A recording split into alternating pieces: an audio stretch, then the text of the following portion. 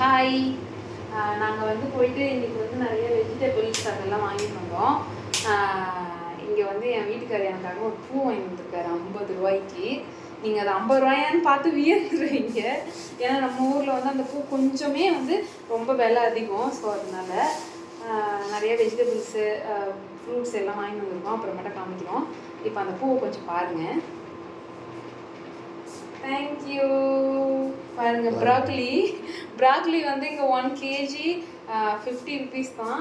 நம்மளோட ஊரில் வந்து நம்மளோட ஊர்னா பாண்டிச்சேரியில் வந்து சின்னதாக இந்த அளவுக்கே ப்ராக்லிஸ் வந்து சூப்பர் மார்க்கெட்டில் விலை அதிகம். 100 ரூபா 150 ரூபா அந்த மாதிரி இருக்கும்னு நான் கேள்விப்பட்டிருக்கேன். நானும் வாங்கியிருக்கேன்.